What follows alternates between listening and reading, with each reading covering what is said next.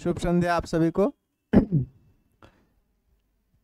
ये उपन्यास की आज 23वां क्लास है। 22 क्लास हो चुकी है जिसमें उपन्यास में हम लोग उपन्यासकारों को और उनके प्रमुख उपन्यासों के वर्ण विषय आदि को देख चुके हैं। आज ये उपन्यास का 23वां क्लास है। प्रयोगवादी या आधुनिक बोधवादी उपन्यासकार को देख रहे थे और आधुनिक बोधवादी या प्रयोगवादी उपन्यासकार में भी हम लोग कुछ कुछ विद्वानों को देख चुके थे। जैसे एक भीष्म साहनी जी को देख चुके थे, याद होगा। भीष्म साहनी को इसमें हम आप लोग को बता चुके थे इनके बारे में। भीष्म साहनी के बाद आप लोग को निर्मल वर्मा बता दिए थे। निर्मल वर्मा मोहन राकेश हो चुके थे, कमलेश्वर हो चुके हैं। और आज इसके बाद यहाँ तक तो क्लास हो चुकी थी, कमलेश्वर और निर्मल वर्मा तक, यानी आधुनिकता बोधवादी में 1-2 क्लास हो चुकी हैं। आज इसके बाद यानी ये प्रयोगवादी आधुनिकता बोधवादी उपन्यासकार की तीसरी क्लास होगी और टोटल उपन्यास विधा की क्लास ये 23वीं क्लास है। आज इसके बाद के उपन्यासकारों को देखते हैं, जिसमें सबसे पहले सर्वेश्वर दयाल सक्सेना को देख लेते हैं। और सर्वेश्वर दयाल सक्सेना के बाद जो भी अन्य छोटे छोटे उपन्यासकार हैं उनको आज पढ़ते हैं। जो महत्वपूर्ण उपन्यासकार होंगे उन उपन्यासों का वर्ण विषय, उन उपन्यासों का पात्र और अगर किसी उपन्यास पर कुछ पुरस्कार किसी को दिया गया है तो वो भी इसके साथ देखते चलेंगे। तो चलिए क्लास को आगे बढ़ाते हैं। हाँ, एक दो दिन क्लास छुट्टी हुई थी, थोड़ा तबीयत ज़्यादा खराब हो गई थी इसलिए क्लास बंद करनी पड़ी थी। चलिए इसके बाद आज आगे। तो आज सबसे पहले हम लोग देख लेते हैं सर्वेश्वर दयाल सक्सेना को। नंबर 1 सर्वेश्वर दयाल सक्सेना।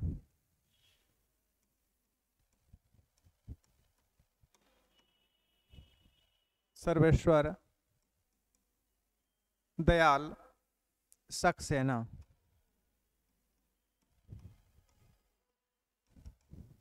ये भी प्रयोगवादी या आधुनिक बोधवादी उपन्यासकारों में आते हैं।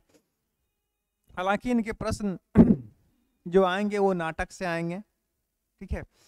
इनके उपन्यासों का एक आध उपन्यासों का सुमेलित कीजिए या प्रकाशन वर्ष के आधार पर पूछा जा सकता है। ऐसे इनके उपन्यासों में कुछ खास विषय वस्तु नहीं है। देख लेते हैं इनके 2 उपन्यास महत्वपूर्ण है।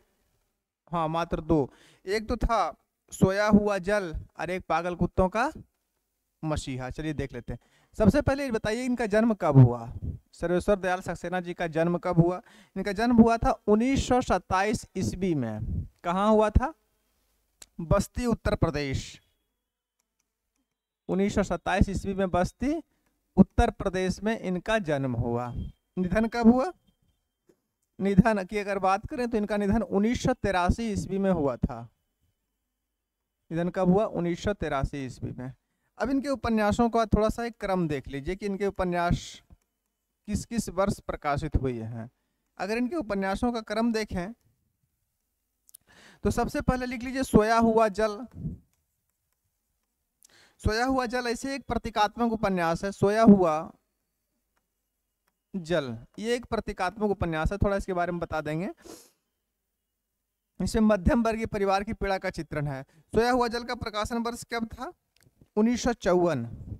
कब प्रकाशित हुई थी ये उपन्यास? 1954 ईस्वी में। दूसरा उपन्यास है उड़ते हुए रंग।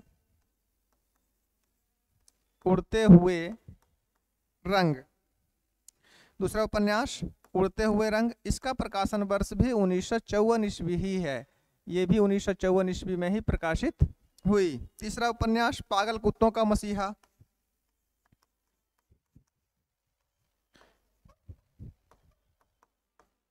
पागल कुत्तों का मसीहा। पागल कुत्तों का मसीहा प्रकाशन वर्ष इसका 1977 ईस्वी है। ये उपन्यास भी इनका थोड़ा सा मोस्ट है। एक उपन्यास तो ये हो गया सोया हुआ जल और एक पागल कुत्तों का मसीहा। पागल कुत्तों का मसीहा भी प्रतीकात्मक शैली में ही लिखी गई उपन्यास है। ये दोनों इनके जो प्रमुख उपन्यास हैं, सोया हुआ जल और पागल कुत्तों का मसीहा, ये दोनों प्रतीकात्मक शैली में लिखी गई उपन्यास है। इसमें सोया हुआ जल में मध्यम वर्गीय परिवार की पीड़ा का चित्रण है, उसकी व्यथा का चित्रण है। और पागल कुत्तों का मसीहा उपन्यास में पुरानी पीढ़ी और नई पीढ़ी के मूल्यों का चित्रण है। दो लाइन लिख लेंगे दोनों के बारे में। इसके बाद कच्ची सड़क नंबर 4 की अगर बात करें, चौथा उपन्यास, तो कच्ची सड़क। कच्ची सड़क कब की है? ये 1978 ईस्वी की है, 78। 1978 ईस्वी में ये प्रकाशित हुई थी। यहाँ नहीं होगा, अगले पेज में चलते हैं। आज सबसे पहले प्रयोगवादी या आधुनिक बोधवादी उपन्यासकार में सर्वोत्तम दयाल सक्सेना को देख रहे हैं। जन्म 1927 ईस्वी, निधन 1983 ईस्वी। बस्ती उत्तर प्रदेश में इनका जन्म हुआ था। इनके मूलतः इनके उपन्यास से ज्यादा महत्वपूर्ण इनके नाटक हैं। नाटक में भी इनको देखेंगे। उपन्यास अगर देखें तो सोया हुआ जल 1954, उड़ते हुए रंग 1954, पागल कुत्तों का मसीहा महत्वपूर्ण उपन्यास है 1977 ईस्वी, और कच्ची सड़क 1978 ईस्वी। इसके बाद नंबर 5 में लिख लीजिए अंधेरे पर अंधेरा।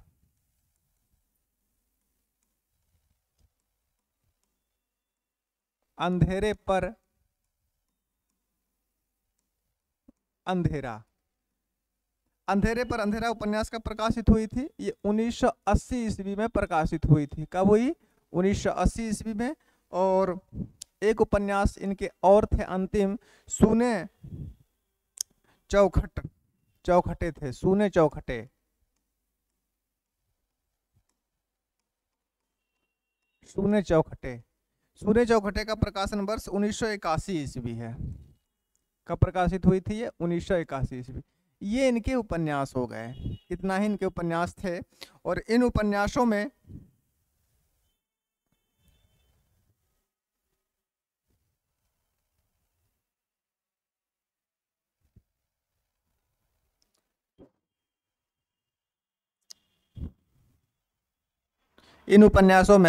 जो सबसे महत्वपूर्ण उपन्यास है वो 2 था, इसमें देख लिए थे। एक तो सोया हुआ जल 1954 और एक पागल कुत्तों का मसीहा। थोड़ा इसके बारे में वर्ण विषय देख लेते हैं। नंबर 1 में लिख लीजिए सोया हुआ जल, वर्ण विषय। इन दोनों का थोड़ा सा देख लीजिए, वर्ण विषय क्या है इसका। नंबर 1 सोया हुआ जल प्रतीकात्मक शैली में लिखा गया उपन्यास। सोया हुआ जल, ये दोनों थोड़ा मोस्ट उपन्यास है। सोया हुआ जल कब प्रकाशित हुई थी? 1954 ईस्वी में। कब प्रकाशित हुई?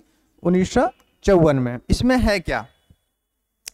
यह प्रतीकात्मक शैली में लिखा गया इनका प्रमुख उपन्यास है और इसे मध्यम वर्गीय पीड़ा का चित्रण है।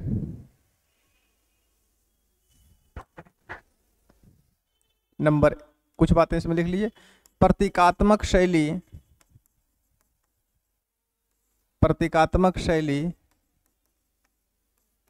में रचित है। एक बात तो ये हो गई। दूसरी बात, मध्यम वर्गीय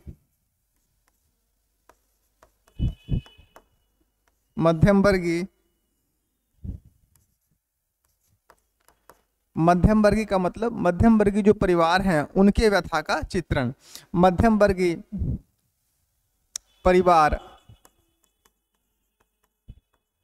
परिवार की व्यथा का चित्रण है इसमें।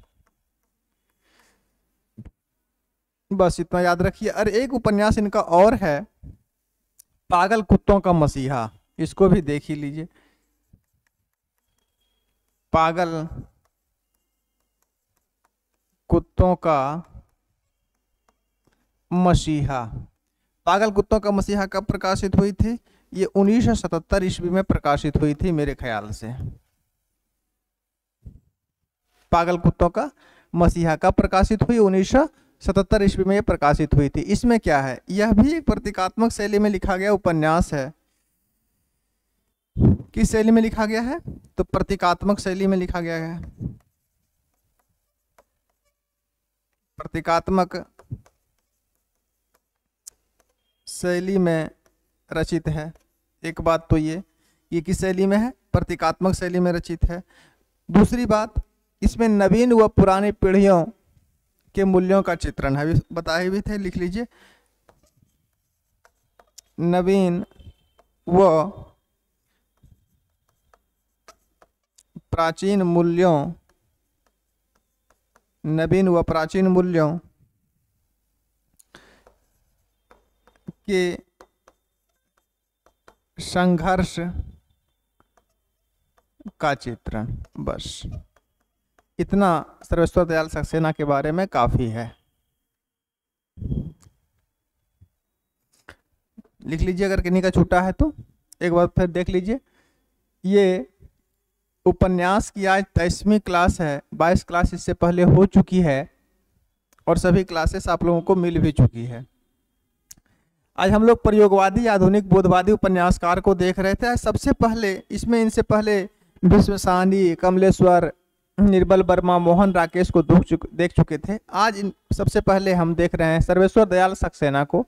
सर्वेश्वर दयाल सक्सेना के ये 6 उपन्यास जो थे और उसमें से दो मोस्ट उपन्यास था, एक सोया हुआ जल और एक पागल कुत्तों का मसीहा, वो हम लोगों ने देख लिया। इनके बाद अगले उपन्यासकार हैं शिव प्रसाद सिंह, मोस्ट उपन्यासकार हैं ये भी। चलिए आगे, नंबर 2 में लिखिए शिव प्रसाद सिंह।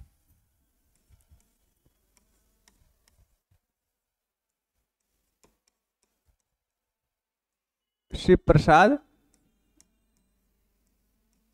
सिंह ये भी महत्वपूर्ण उपन्यासकार हैं इस कालखंड के, और इनके उपन्यास भी महत्वपूर्ण है। बस नाम जानना है, ज़्यादा इनके बारे में प्रश्न नहीं पूछे जाएंगे। सबसे पहले इनका थोड़ा सा परिचय देख लेते हैं कि इनका जन्म कब हुआ। शिव प्रसाद सिंह का जन्म हुआ था 1928 ईस्वी में। कब हुआ? तो इनका जन्म हुआ था 1928 ईस्वी में। कहाँ हुआ था? तो जलालपुर बनारस में हुआ था। जलालपुर बनारस उत्तर प्रदेश में इनका जन्म हुआ। अगर निधन की बात करें कि इनका निधन कब हुआ, तो इनका निधन 2008 में हुआ था। निधन 2008 ईस्वी में इनका निधन हो गया था। अब आए इनके उपन्यास पर कि इनके उपन्यास कौन कौन से हैं। इनके उपन्यासों का क्रम पूछा जा सकता है कि आरोही क्रम में पूछा जाता है ना उपन्यास, नेट के एग्जामों में ज़्यादा आते हैं, तो वहाँ पे टीजीटी पीजीटी में पूछे जा सकते हैं। उपन्यासों का क्रम बताइए। सबसे पहले इनका उपन्यास था अलग अलग बैतरनी। नंबर 1 में लिख लीजिए अलग अलग बैतरनी।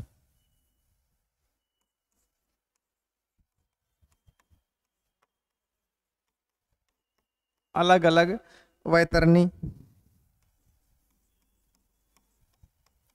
अलग अलग बैतरनी की बात करें कि अलग अलग बैतरनी कब की है, तो ये 1966 ईस्वी में प्रकाशित हुई थी ये उपन्यास अलग अलग बैतरनी।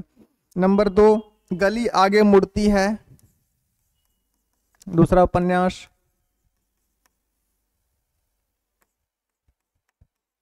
गली आगे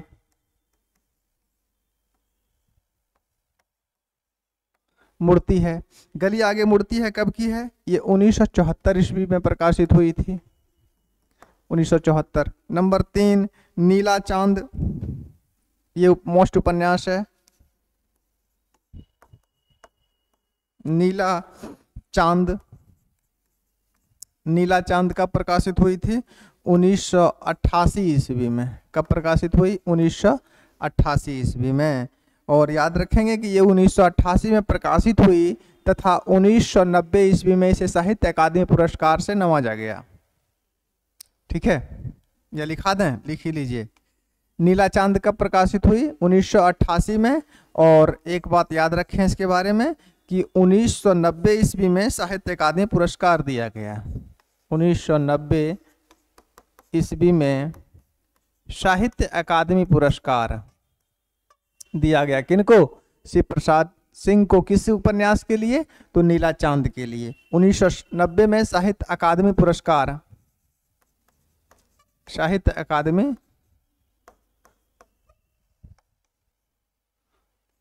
पुरस्कार। ठीक है। 3 उपन्यास हो गए। आगे नंबर 4 पर लिखिए मंजूसीमा। मंजूसीमा 89 का है, ये 88 का था। नंबर 4 मंजूसीमा।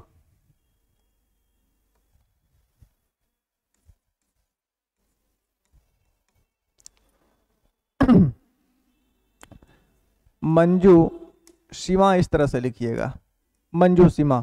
मंजू सीमा कब प्रकाशित हुई थी? 1989 ईस्वी में प्रकाशित हुई थी। इसके बाद शैलूष, इन्हीं का उपन्यास है।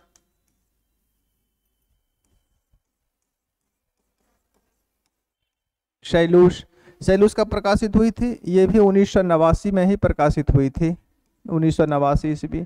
नंबर 6, अगर नंबर 6 की बात करें तो औरत, औरत ये 1992 में प्रकाशित हुई थी। नंबर 6। नंबर 7 में लिख लीजिए कुहरे में युद्ध। कुहरे में युद्ध। कुहरे में युद्ध कब प्रकाशित हुई थी? कुहरे में युद्ध प्रकाशित हुई थी 1993 में, 1993 में से प्रकाशित हुई थी। और एक उपन्यास, या कौन सा बचा, 93, और 93 में इनका एक उपन्यास और आया था जिसका नाम था दिल्ली दूर है। दिल्ली दूर है।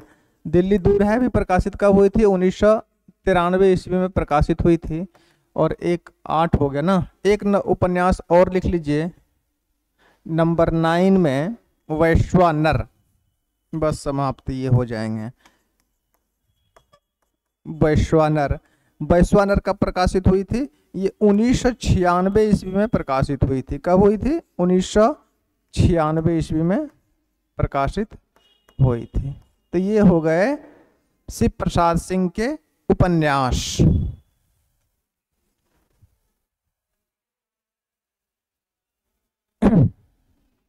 ठीक है, शिव प्रसाद सिंह हो गए। अगले उपन्यासकार लिखिए महेंद्र भल्ला। छोटे छोटे उपन्यासकार आज जो भी हैं सबको समेट लेना है, इन लोगों को फ्री करना है। बहुत दिन से ये 22-23 क्लास हो चुकी है, लेकिन हो गई है क्लास, ये बातें ठीक है, लेकिन आप लोग को बहुत डीपली करा दिया गया, इसलिए क्लासेस इतना हो गई है। नहीं तो 10 क्लास में उपन्यास समेटा जाता। नहीं चाहते हैं कि आप लोगों को कम मिले या आप लोगों के पास सामग्री कम हो। पढ़ने में भी कठिनाई हो रही है, लेकिन एक बार पढ़ लेंगे सफलता मिल जाएगी, समझ में आएगा कि मैंने आप लोगों को क्या बताया है। वो पूर्णतः जो भी बताता हूँ वो पूर्णतः ऑथेंटिक है। ठीक है, और बहुत ही डीपली है, डीपली नहीं बहुत डीपली है। चलिए, ये 2 उपन्यासकार हो गए। नंबर 3 में लिख लीजिए महेंद्र भल्ला। इनका भी एक उपन्यास मोस्ट है, एक पति के नोट्स। नंबर 3 महेंद्र भल्ला। महेंद्र भल्ला, महेंद्र भल्ला। महेंद्र भल्ला जी का जन्म कब हुआ था? महेंद्र भल्ला जी का जन्म हुआ था 1933 ईस्वी में ना जी। 1933 ईस्वी में कहाँ? पंजाब में। 1933 ईस्वी में पंजाब में। और निधन कब हुआ?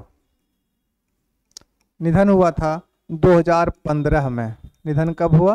2015 ईस्वी में। इनके उपन्यास को देख लें। अगर इनके उपन्यास की बात करें कि इनके उपन्यास कौन कौन से हैं, तो देखिए इनका पहला उपन्यास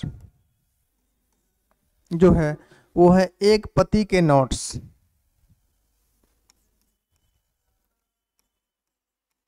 एक पति के नोट्स। एक पति के नोट्स का प्रकाशन वर्ष कब है? 1967 ईस्वी में ये प्रकाशित हुई थी। अच्छा, एक बात और, एक पति के नोट्स तो 1967 में महेंद्र भल्ला के हैं, और एक पत्नी के नोट्स किसके हैं? हाँ, दोनों उपन्यास विधा की रचना है। इसे एक पति के नोट्स उपन्यास महेंद्र भल्ला के हैं। ठीक है, तो इसी प्रकार एक उपन्यास और है एक पत्नी के नोट्स। ये किसके हैं? ममता कालिया के हैं। लिख लीजिए, यहाँ पे थोड़ा सा लिख देते हैं। एक पत्नी के नोट्स, एक इसकी रचना है, ये ममता कालिया की है। ममता कालिया।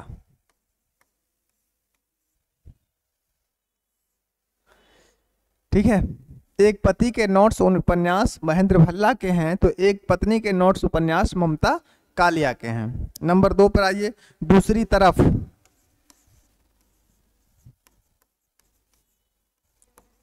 दूसरी तरफ का प्रकाशन वर्ष भी 1967 है, 1967 ईस्वी।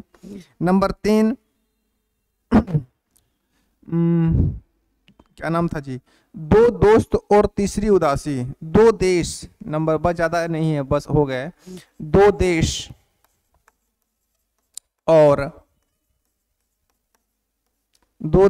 और तीसरी उदासी। दो देश और तीसरी उदासी। दो देश और तीसरी उदासी कब की है? 1997 ईस्वी की है। तो ये इनके उपन्यास हो गए।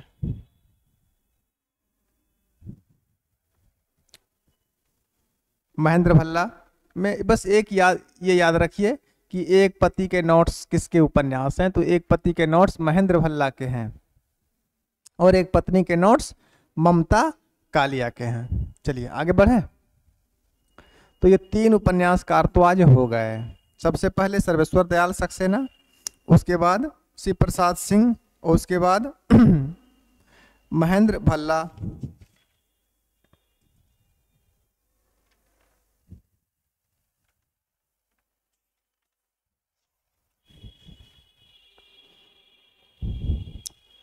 ये तीसरे के बाद चौथे नंबर पर आइए। चौथे नंबर पर एक महत्वपूर्ण उपन्यासकार हैं गिरिराज किशोर। इनका एक उपन्यास का नाम आप लोग सुने होंगे, पहला गिरिमिटिया, है ना, इन्हीं का है। चलिए इनको देखते हैं। नंबर 4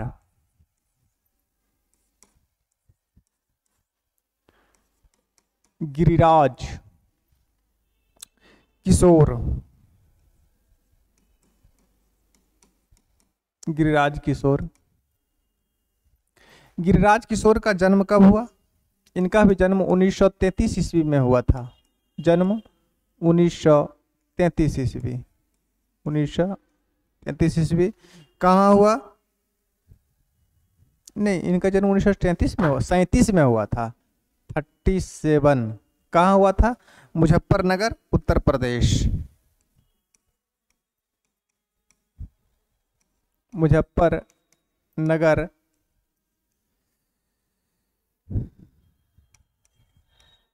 उत्तर प्रदेश में इनका जन्म हुआ 1937 में। 33 में ना होकर कब हुआ था? 1937 में इनका जन्म हुआ। निधन कब हुआ?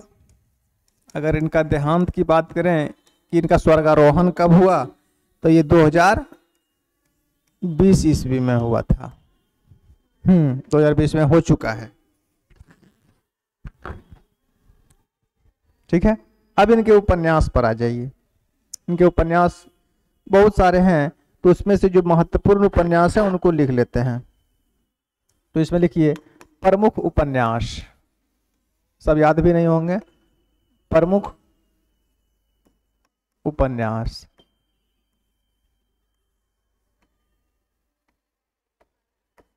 प्रमुख उपन्यास में नंबर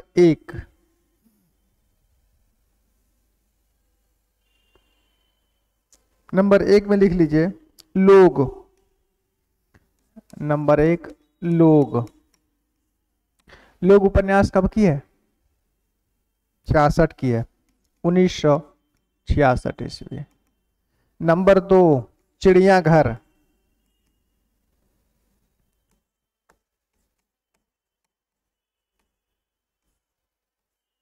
चिड़ियाघर। चिड़ियाघर कब की है? ये 1968 ईस्वी का उपन्यास है, 68। नंबर 3 यात्राएं, यात्राएं ये 1971 का है। कब का है? 1971 ईस्वी में ये प्रकाशित हुई थी। नंबर 4 जुगलबंदी,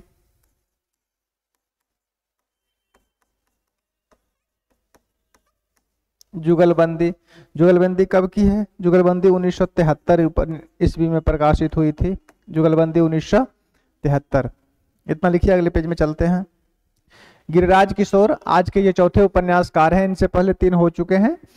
जन्म 1937 ईस्वी मुजफ्फरनगर उत्तर प्रदेश में हुआ था। निधन 2020 में हुआ था। इनके उपन्यासों में आज हम सिर्फ प्रमुख उपन्यास को देख रहे हैं तो लोग 1967, चिड़ियाघर 1968, यात्राएं 1971 और जुगलबंदी 1973।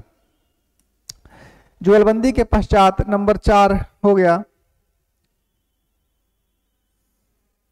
उसके बाद आगे लिखिए यथा प्रस्तावित। नंबर 5 यथा प्रस्तावित। यथा प्रस्तावित उपन्यास कब की है? मोस्ट उपन्यास है। ये 1982 ईस्वी में प्रकाशित हुई थी। 1982। यथा प्रस्तावित के बाद तीसरा सत्ता, तीसरी सत्ता था, ठीक ना? तीसरी सत्ता, तीसरा नहीं, तीसरी सत्ता, इसका प्रकाशन वर्ष भी 1982 ईस्वी ही था। 1982 ईस्वी। नंबर 7 में लिख लीजिए परिशिष्ट। ये महत्वपूर्ण उपन्यास है। परिशिष्ट, परिशिष्ट का प्रकाशन वर्ष कब है? परिशिष्ट का प्रकाशन वर्ष 1974 ईस्वी है, सॉरी 84 ईस्वी। कब है ये? 1984 में ये प्रकाशित हुई थी।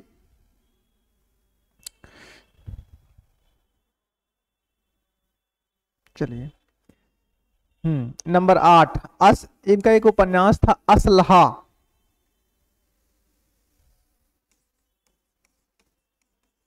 असलहा, असलहा कब प्रकाशित हुई थी? ये 1987 में प्रकाशित हुई थी, 87 ईस्वी में असलहा। नंबर 9 पर इधर ही लिखिए, नंबर 9 पर लिखिए अंतर्ध्वंस।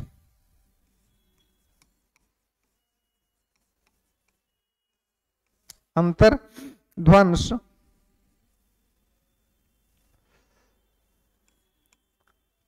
अंतर्ध्वंस कब प्रकाशित हुई थी? अंतर्ध्वंस प्रकाशित हुई थी 1990 ईस्वी में।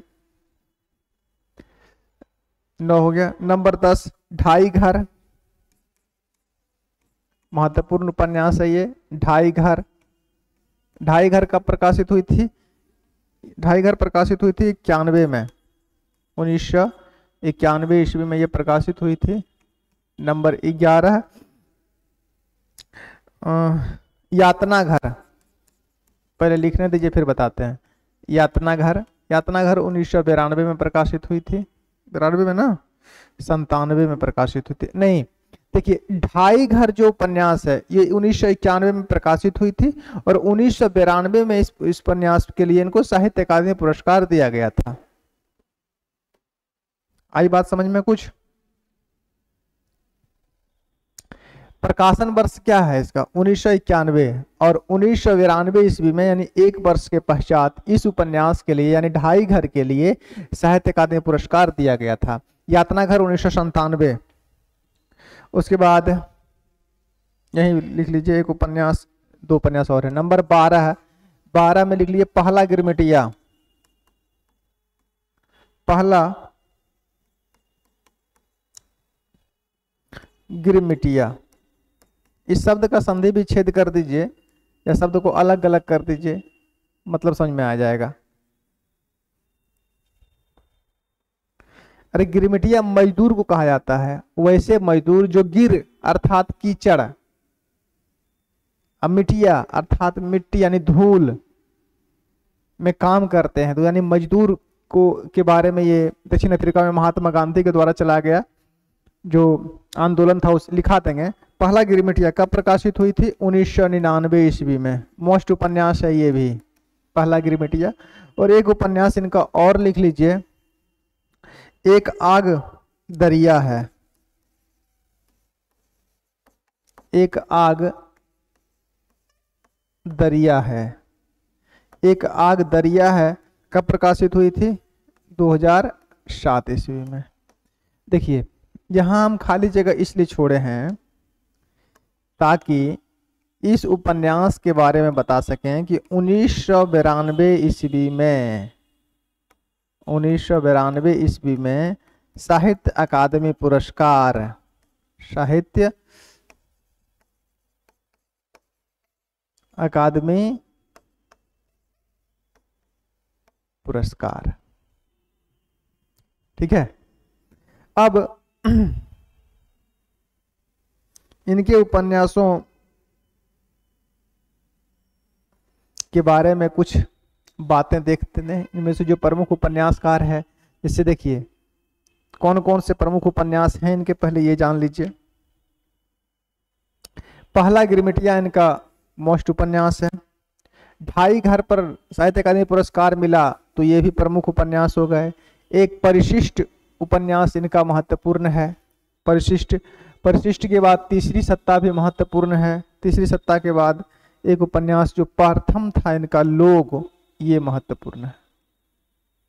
इन उपन्यासों के बारे में अभी थोड़ा सा वर्ण विषय देख लेते हैं।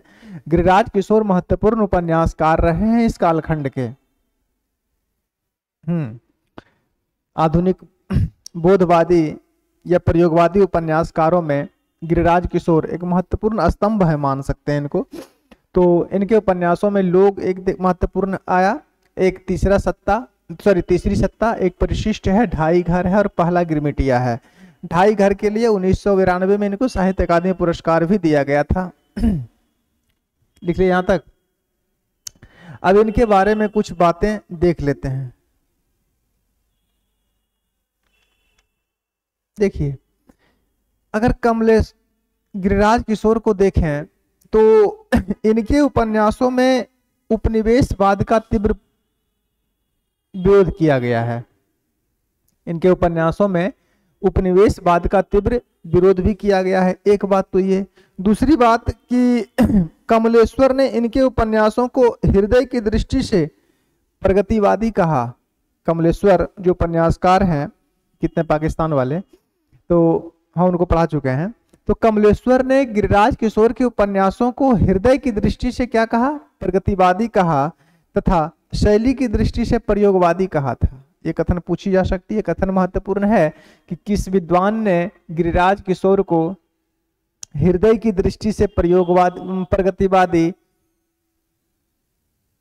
और शैली की दृष्टि से प्रयोगवादी कहा? तो कमलेश्वर ने कहा था। और इनके उपन्यासों में उपनिवेशवाद का तीव्र विरोध भी हुआ है।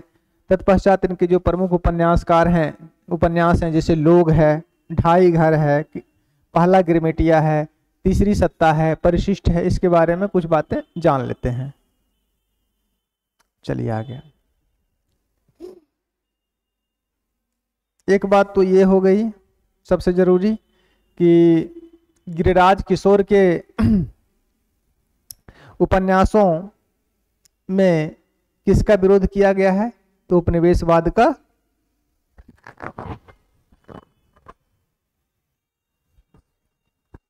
उपनिवेशवाद का तीव्र विरोध किया गया है। चलिए एक बात ये लिख लेते हैं। गिरिराज किशोर के उपन्यासों में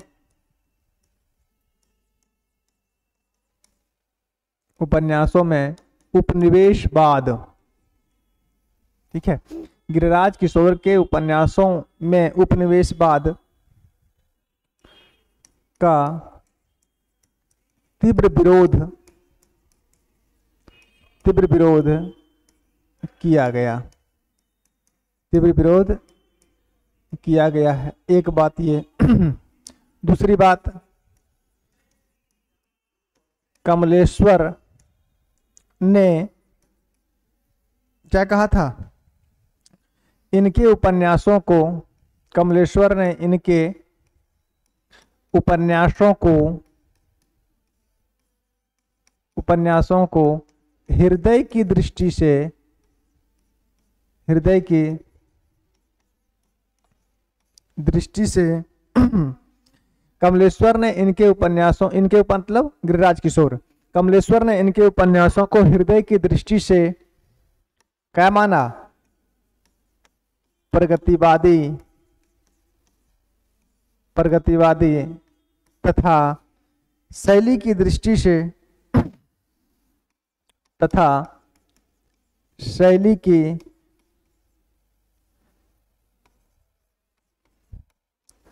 दृष्टि से क्या कहा? कमलेश्वर ने इनके उपन्यासों को हृदय की दृष्टि से प्रगतिवादी तथा शैली की दृष्टि से प्रयोगवादी, प्रयोगवादी कहा। ये दो बातें इनके बारे में याद रखना आवश्यक है। अब थोड़ा सा इनके हम वर्ण विषय देख लेते हैं कि इनके उपन्यासों का वर्ण विषय क्या है। जैसे पहला उपन्यास इनका था लोग। लोग में क्या है? तो लोग में अहंकार, अंतर्द्वंद, निराशा का चित्रण है। कोई बात नहीं, देख लेते हैं। जो मनोविकार होते हैं उसी का चित्रण किया गया है। चलिए, वर्ण विषय। अगर वर्ण विषय की बात करें तो सबसे पहले देखते हैं हम लोग को। कौन सा उपन्यास था पहला? लोग। लोग का प्रकाशन कब हुआ था? तो लोग का प्रकाशन हुआ था 1966 ईस्वी में। कब प्रकाशित हुई थी? 1966 ईस्वी में। इस उपन्यास में है क्या? तो इस उपन्यास में अहंकार,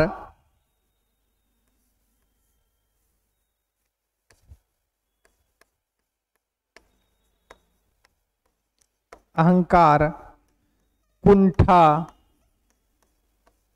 अहंकार, कुंठा, अंतर्द्वंद, अंतर्द्वंद, निराशा, अहंकार, कुंठा, अहंकार, कुंठा, अंतर्द्वंद, निराशा का चित्रण है। बस इतना पर्याप्त है। लोग उपन्यास में क्या है? तो अहंकार, कुंठा, अंतर्द्वंद, निराशा एक आदि का चित्रण है। इसके बाद दूसरा इनका उपन्यास है तीसरी सत्ता। महत्वपूर्ण जो है वो है तीसरी सत्ता। नंबर 2, तीसरी सत्ता। तीसरी सत्ता कब प्रकाशित हुई थी? तीसरी सत्ता प्रकाशित हुई थी 1982 ईस्वी में। 1982 ईस्वी में। इस उपन्यास में क्या है? आधुनिक नारी के दाम्पत्य जीवन की जटिलताओं का चित्रण है इस उपन्यास में। एक लाइन में बस इतना लिख लीजिए। इस उपन्यास में आधुनिक नारी के दाम्पत्य जीवन की जटिलताओं का चित्रण है।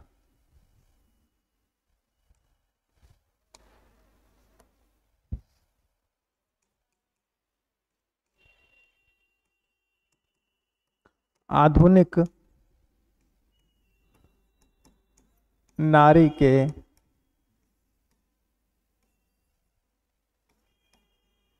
दाम्पत्य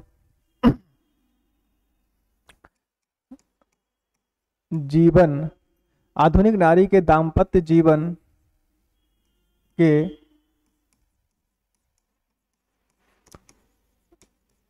जटिलताओं का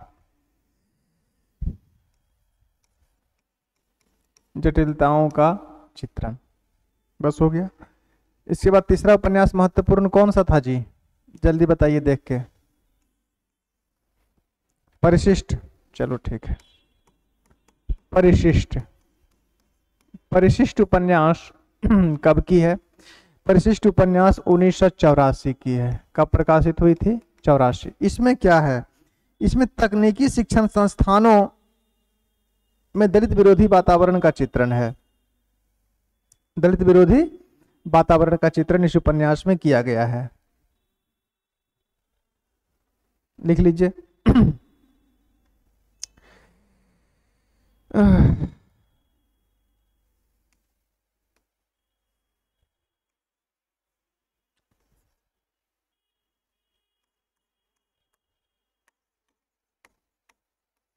तकनीकी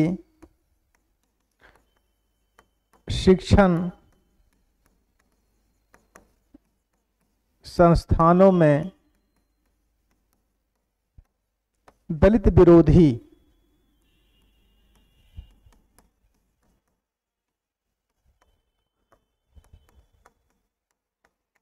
वातावरण का, तकनीकी शिक्षण संस्थानों में दलित विरोधी वातावरण का चित्रण।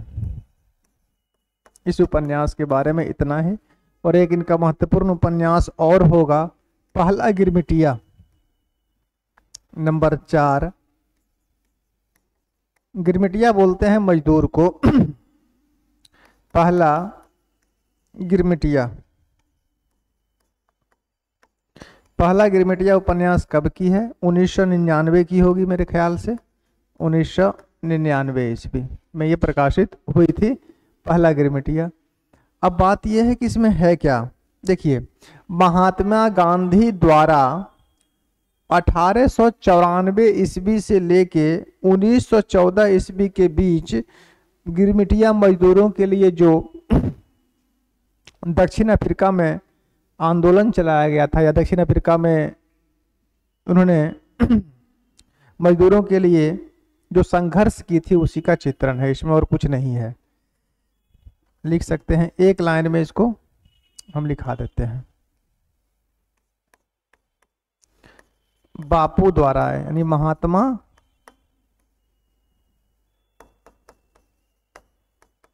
गांधी द्वारा, महात्मा गांधी द्वारा 1894 ईस्वी से 1914 ईस्वी तक महात्मा गांधी द्वारा 1894, समय को थोड़ा याद रखिएगा, 1894 से 1914 ईस्वी तक दक्षिण अफ्रीका में,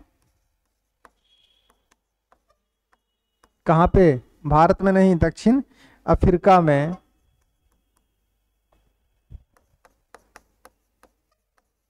गिरमिटिया महात्मा गांधी द्वारा 1894 से 1914 ईस्वी तक दक्षिण अफ्रीका में गिरमिटिया मजदूरों के लिए, गिरमिटिया मजदूरों के लिए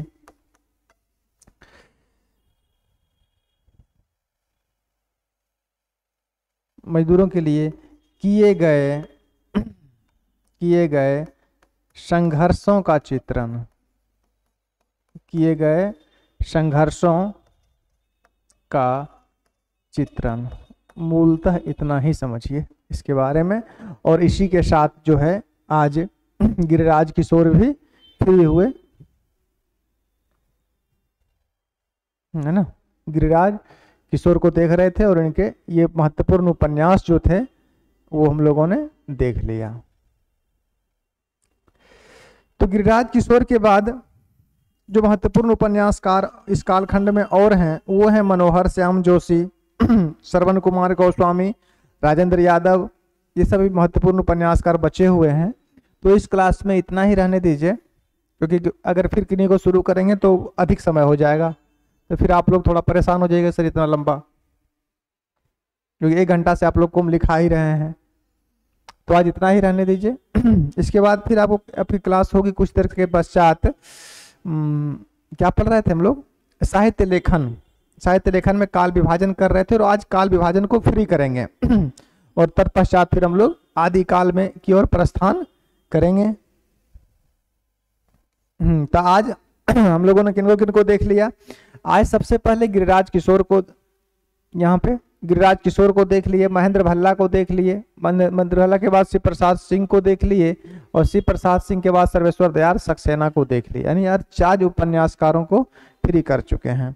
तो इनके बाद अब कल हम लोग राजेंद्र यादव को शुरू करेंगे, 1 इंच मुस्कान और कुल्टा के साथ। 1 इंच मुस्कान उन्हीं की है ना, जो मन्नू भंडारी के साथ मिलकर लिखी गई थी, 1 इंच मुस्कान 1963 में।